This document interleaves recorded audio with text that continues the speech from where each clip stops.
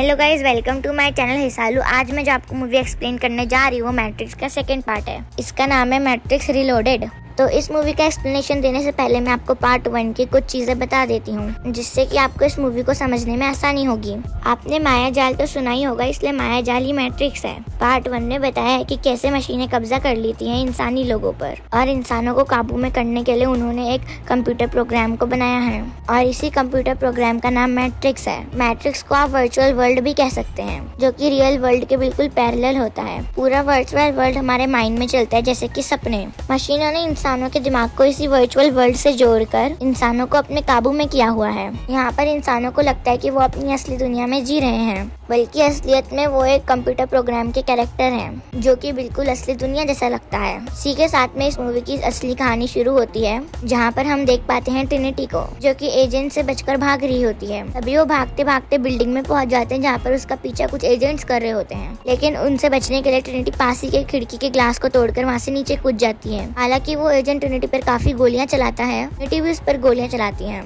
मगर एजेंट की एक गोली उसको लग जाती है। तभी इस मूवी के लीड कैरेक्टर नियो की आंख खुल जाती है, यानी कि सब कुछ सिर्फ उसका एक सपना था, जिसमें उसने ये देखा कि ट्रिनिटी को किसी एजेंट ने गोली मार दी है। पर सच्चाई तो ये होती है कि ट्रिनिटी अभी भी उसके साथ में है। पर ट्रिनिटी नियो से पूछती है कि तुम इतने परेशान क्यों लग रहे हो। तब नियो उसे अपने सपने के बारे में बताता है, जिसमें उसने ट्रिनिटी को मरते हुए देखा, और नियो ने बताया कि एक एजेंट तुम्हें शूट कर रहा था। इसके बाद सीन शिफ्ट होता है वर्चुअल वर्ल्ड के उन सभी इंसानों पर जो इस वक्त जाग चुके होते हैं। इसका मतलब कि उनका दिमाग तो रियल वर्ल्ड में, पर वो वर्चुअली एजेंट से बचकर यहाँ पर अपनी एक खुद की मीटिंग कर रहे होते हैं। यहाँ पर उनका ये प्लान था कि वो किस तरीके से रियल वर्ल्ड के अंदर मशीनों से अपने इंसानों लोगों को बचाएं और उन्हें एक नई जिंदगी दे पाएं। यहाँ पर मॉर्फिस उन सभी लोगों को बताते हैं कि मशीनों ने जायंट सिटी पर हमला करने के लिए एक बहुत ही बड़ा प्लान रेडी कर लिया है। जायंट शहर बेसिकली एक ऐसा शहर है जहाँ पर मशीनों से बचकर कुछ इंसानों ने जमीन के नीचे रहना सीख लिया है। हालांकि इनकी यहाँ पर प्लानिंग चली रही होती है, मगर तभी हम देख पाते हैं कि उस वक्त वहाँ पर कुछ एजेंट्स पहुँच जाते हैं। वर्चुअल वर्ल्ड के इंसान जो कि यहाँ पर रह रहे हैं हमेशा सारे रूल्स को फॉलो करते हैं, जैसे कि ग्रेविटी का रूल, मोशन का रूल, अट्रैक्शन का रूल और रिएक्शन का रूल।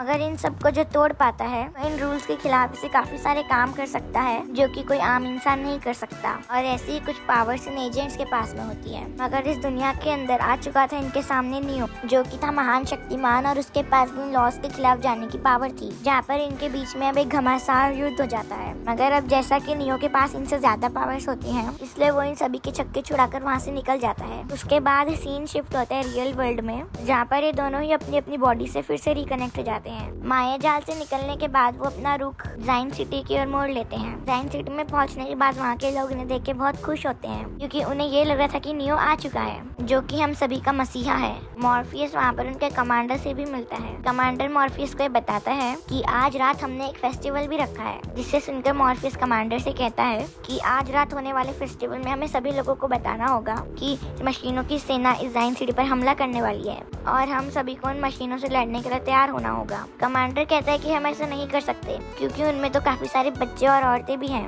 एक जंग लड़ने के लिए वो काफी नहीं होंगे, और अगर हमने उनके सामने जंग की बात कर भी दी तो उन लोगों के मन में डर बैठ जाएगा। तब मॉर्फियस कहते हैं कि अगर हमने इनसे सच्चाई छुपाई तो हो सकता है कि आने वाले टाइम में हम में से कोई भी ना जिंदा बचे। उसके बाद सीन शिफ्ट होता है उसी फेस्टिवल में, जहाँ पर सभी लोग जमीन के काफी नीचे उन मशीनों से छुप कर रह रहे होते हैं। ये सभी एक ही जगह पर एक छत के नीचे इकट्ठा हो जाते हैं, जहाँ पर मॉर्फियस आकर उन्हें सच्चाई बताता है कि अब जायंट सिटी में जल्दी ही मशीनें हमला करने वाली हैं, पर हमें डरना नहीं है, हम सभी को मिलकर उनका सामना करना होगा। जिससे सुनकर काफी सारे लोग उसकी बात का समर्थन करते हैं और जोरदार नारे लगाते हैं। जहाँ पर एक तरफ ये सब लोग खुश होकर अपने फेस्टिवल को बना रहे होते हैं, वहीं दूसरी ओर ट्रिनिटी और नियो के बीच की दूरियां कम हो जाती हैं। जिसके बाद में सीन शिफ्ट होता है नेक्स्ट डे, और वर्चुअल वर्ल्ड के अंदर मॉर्फियस के कुछ साथी एजेंट से बचकर भाग रहे होते हैं, और हर बार जैसे टेलीफोन बूथ के थ्रू अपने आप को ट्रांसपोर्ट कर लेते होते हैं, वैसा ही इस बार भी करते हैं। मगर तब तक वहाँ पर एक एजेंट पहुँच जाता है, और ये होता है एजेंट स्मिथ, जो कि लास्ट पार्ट के अंदर मर चुका था। अब ये जिंदा क्यों है और यहाँ तक कैसे पहुँचा, इसके बारे में मैं आपको आगे मूवी में बताऊंगी। वहीं पर सीन शिफ्ट होता है जायंट सिटी पर, जहाँ पर नियो और उसकी टीम अपनी लोकेशन में जाने लगते हैं, जो कि जायंट सिटी से बाहर होता है। वहाँ पर इनका मेन मकसद था कि रास्ते में आने वाली मशीनों को रोकना। जिसके बाद में इनका पूरा क्रू अपने स्पेसशिप में बैठकर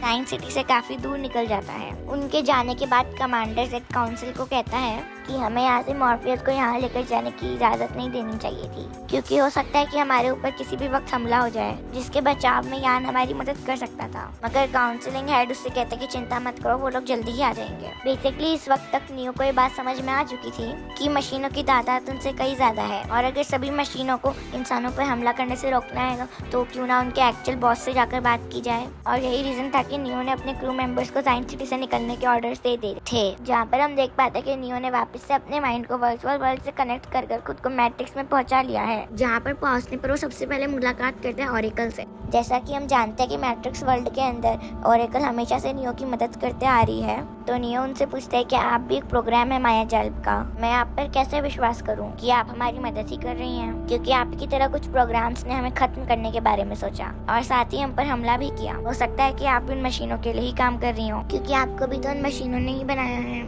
तो ऑरेकल उसके रिप्लाई में कहती है, मैं सिर्फ वही काम कर रही हूँ जिसके लिए मुझे बनाया गया है, ये फैसला तुम्हारा है कि तुम मुझ पर विश्वास करना चाहते हो या नहीं। जिसके बाद ऑरेकल उससे एक बात और कहती है कि जिस वक्त तुम्हारे सफर का अंत होगा तब तुम इस मैट्रिक्स वर्ल्ड के रचयिता से मिलोगे, जिसने इस पूरे माया जाल यानी कि मैट्रिक्स को बनाया है। वहीं पर तुम्हें तुम्हारे सारे सवालों के जवाब मिलेंगे। ऑरेकल वहाँ से जाने लगती है, लेकिन तभी नियो उसे रोकता है और वो कहता है कि मैंने एक सपना देखा था जिसमें कि मैंने ट्रिनिटी को गोली लगते हुए देखा और वो जमीन पर गिरकर मर गई थी। तब ऑरेकल उससे पूछती है कि क्या तुमने उसकी लाश देखी। तब नियो उससे कहता है कि हर वक्त उस हादसे के बाद मेरी आँख खुल जाया करती थी। उसके रिप्लाई में ऑरेकल कहती कि अब तुम्हारे पास फ्यूचर में होने वाले घटनाएं को देखने की शक्ति आ चुकी है। इसका मतलब यह है कि अब तुम्हें आगे सही फैसले लेने होंगे। अगर तुमने ऐसा नहीं किया तो पूरी साइंस सिटी खत्म हो जाएगी। अगर तुम सभी लोगों को बचाना चाहते हो तो तुम्हें मुख्य कंप्यूटर तक पहुंचना होगा और वहां जाकर रचयिता से मिलना होगा। अभी तुम इंसानों और मशीनों के बीच में होने वाले युद्ध को रोक सकते हो। साथ ही ऑरेकल उसे ये भी बता दिया कि मुख्य कंप्यूटर और रचयिता के पास पहुंचने के लिए तुम्हें एक चाबी वाले की जरूरत पड़ेगी, वही तुम्हारी वहां तक पहुंचने में मदद कर पाएगा। जिसके बाद तुम्हारी मुलाकात रचयिता से होगी और फिर तुम्हें कुछ फैसले लेने होंगे।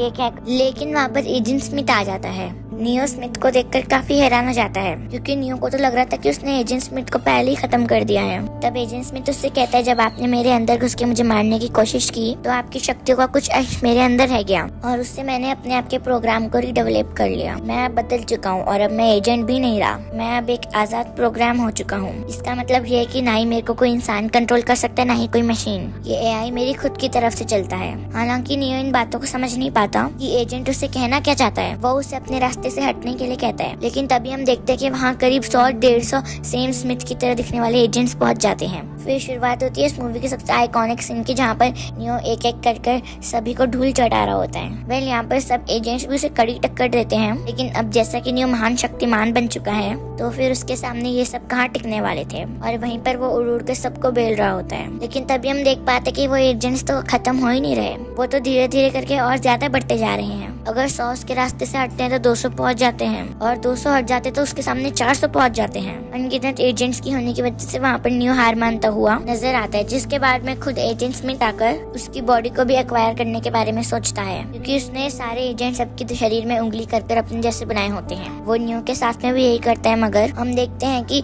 नियो फिर से अपनी बॉडी को रीजेनरेट कर देता है और वापस से अपने रियल वर्ल्ड में पहुंच जाता है। ट्रिनिटी उससे पूछती है कि तुम इतने हैरान क्यों लग रहे हो। तब नियो उसे बताता है कि वर्चुअल वर्ल्ड के अंदर काफी सारे एजेंट स्मिथ की तरह दिखने वाले आ चुके हैं। हो सकता है कि मैट्रिक्स वर्ल्ड का कोई ग्लिच हो, मगर ये हम सबकी जान ले सकता है, क्योंकि पहले हमें तो सिर्फ एक एजेंट से डर था, वहाँ पर काफी सारे एजेंट्स हो चुके हैं। हालांकि ऐसा होते हुए उसने पहले कभी नहीं देखा था। स्मिथ ने किसी तरीके से लोगों को बदलकर अपने हमशक्ल बनाने का तरीका ढूंढ लिया। मॉर्फियस उससे पूछता है कि तुमने ऑरेकल से बात की तो उन्होंने तुम्हें क्या बताया। तब नियो मॉर्फियस को बताता है कि उन्होंने मुझे किसी चाबी वाले से मिलने को बोला है। जिसके बाद में सभी लोग वापस से वर्चुअल वर्ल्ड में जाकर एक शख्स से मिलने के लिए पहुंचते हैं, जिसका नाम होता है मेरोविंजन। और ये वही शख्स होता है जिसने चाबी वाले को अपनी कैद में रखा होता है। वो उससे कहता है कि हमें चाबी वाले की जरूरत है, मुझे उस तक पहुंचा दो। मेरोविंजन उसकी बात नहीं मानता और उसे वहाँ से भेज देता है। हालांकि नियो वहाँ से जाना तो नहीं चाहता था, लेकिन वो यहाँ वर्चुअल वर्ल्ड में आम इंसानों के बीच में झगड़ा भी नहीं करना चाहता था, इसलिए वो मॉर्फियस और ट्रिनिटी के साथ में वापस जाने लगता है। लेकिन तभी उसके रास्ते में मेरोविंजन की वाइफ आ जाती है और वो नियो से बोलती है कि मैं तुम्हें जानती हूँ, ऐसा लगता है कि शायद मैं पहले कभी तुमसे मिल चुकी हूँ, मैं इस काम में तुम्हारी मदद कर सकती हूँ, मगर इसके बदले तुम्हें हर्जाना चुकाना होगा। तब नियो कहता है कि वो क्या हर्जाना होगा।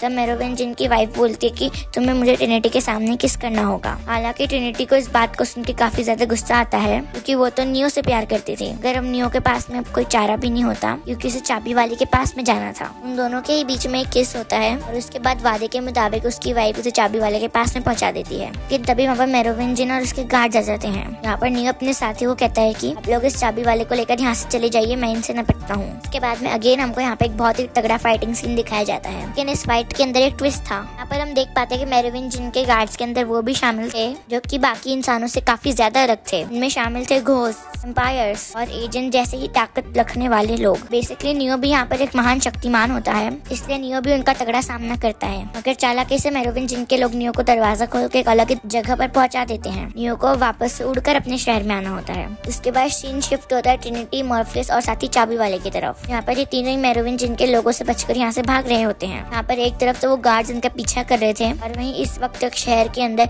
एजेंट्स भी इनका पीछा करना चालू कर देते हैं, यानी कि दो मुसीबतें एक साथ। यहाँ पर हमें एक अच्छा खासा कार चेसिंग सीन दिखाया जाता है। हालांकि यहाँ पर कई बार मेरोविंजियन के गार्ड्स और एजेंट्स के बीच में भी आमना सामना होता है, अगर एजेंट्स कैसे तैसे करके मॉर्फियस, ट्रिनिटी और चाबी वाले के पास पहुंच जाते हैं। यहाँ पर मॉर्फियस खुद एजेंट के साथ में फाइट करता है, मगर जैसा कि वहाँ पर भी वो घोस्ट होता है जिन्हें कुछ नहीं हो सकता, इसलिए वो सामने के ट्रक में बैठकर उनके वाले ट्रक को एक जोरदार टक्कर देता है। लेकिन उसी वक्त वहाँ पर नियो पहुंच जाता है और जस्ट ब्लास्ट के कुछ ही देर पहले मॉर्फियस और उस चाबी वाले को लेकर वहाँ से निकल जाता है। वहीं पर सीन शिफ्ट होता है जाइन सिटी पर। यहाँ पर कमांडर अपने सभी सोल्जर्स को रेडी कर रहा होता है और बता रहा होता है कि करीब 9 घंटों में जाइन सिटी में सारी मशीनें पहुंच जाएंगी और हमला कर देंगी, इसलिए हम सभी को उनसे लड़ने के लिए तैयार रहना होगा। यहाँ पर चाबी वाला मैट्रिक्स वर्ल्ड में नियो को रचेता के पास जाने का रास्ता बताता है और कहता है कि उसके सामने का दरवाजा सिर्फ 5 सेकंड तक ही खुला रहेगा, तुम्हें काफी स्पीड में वहां तक पहुंचना होगा। नियो कहता है कि वो सब आप मुझ पर छोड़ दीजिए, आप बस उस दरवाजे की चाबी तैयार कीजिए। लेकिन वहाँ पर पहुंचना इतना भी आसान नहीं था और इसी वक्त वहाँ पर पहुंच जाता है एजेंट स्मिथ। अब नियो काफी मुश्किलों का सामना करके सारे एजेंट्स को पछाड़ कर कंप्यूटर तक पहुँचने की कोशिश करता है, मगर इसी बीच चाबी वाला अपनी जान गंवा देता है।